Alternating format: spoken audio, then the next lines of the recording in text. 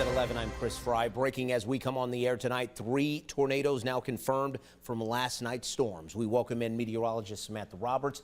Sam, the First Alert team tracking those storms live as they happen. Give us more details on what exactly took place last night. Yeah, we had those 2 confirmed tornadoes out in Ottawa County, so really close to our viewing area just to the west. And then we had another confirmed tornado in EF1 touchdown in Huron County, and it moved east into Lorain County. So it basically moved from the Collins area of Huron County over into the Kipton area of Lorain County. It produced 100-mile-per-hour winds, and this was on the ground for quite some time. It was on the ground or had a path length, excuse me. The width was 200 yards. The length was over 9 miles. It was on the ground for almost 10 minutes, which for this part of the country, I feel that's quite a long time. Generally, the tornadoes we see here are weak. They're short-lived. Sometimes they're so brief that they don't even show up on radar scans, but that was not the case yesterday evening. Obviously, our weather tonight has been a little bit more quiet. Today's heavy rain is long gone. You can't see it on the radar because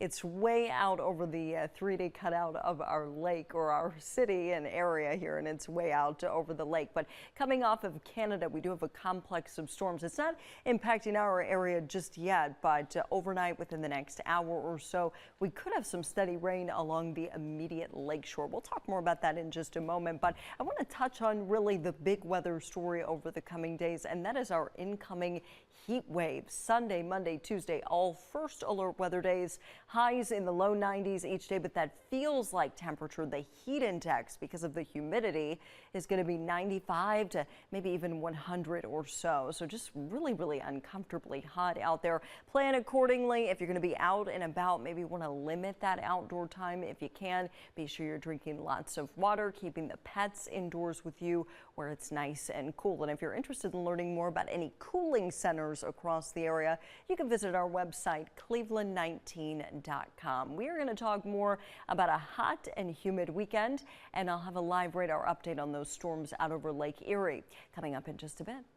Samantha Roberts is back with us. She's talking heat, but we are also talking about a little bit of rainfall at this hour. Yeah, there's this big random storm that came off of southeast Michigan. I mean, we said earlier in the show, so we could see a passing shower or storm late tonight, and this is like just one that's out there. So we'll get to the radar here in just a moment. I don't think this will have significant impacts, but this will. First alert weather days, Sunday, Monday, and Tuesday of next week. Of course, we issue alert days when we know the weather will have significant impacts on your day, your plans, and on you. This is the first heat wave of 2025, so it's going to be a little bit more tough to get outside, be active, right, especially during the hottest part of the day. Big ridge of high pressure setting up. This is Monday, 3 in the afternoon, and when the map is so red that it almost looks like brown or purple, that is just incredibly hot weather down into the Carolinas. You know, we're talking about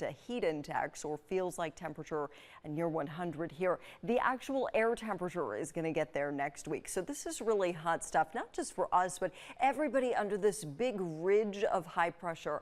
5 to 15 degrees above normal, record highs possible, high humidity levels, increased energy usage, unfortunately. So our air conditioning systems working overtime into next week. And any storms right around the northern edge of that ridge of high pressure, we call that the ring of fire. Now, I think the high will be close enough to us that we stay generally dry Sunday through Tuesday, but by Tuesday we could be seeing some isolated storms. Let's talk more about this heat wave. So typically this time of the year, we're in the low 80s. That will not be the case next week. Saturday, 87, which really isn't that much better than 91. It's only a few degrees above average, but it's still hot. Then we're in the 90s for 3 straight days. So locally, a heat wave is a period of abnormally hot weather lasting more than 2 days. And so 3 days of 90s here, that's a pretty big deal, especially with that feels like temperature close to 100. First alert Doppler tonight, there is our lone thunderstorm. Now there's one other area of activity, non-severe, just rain. We're watching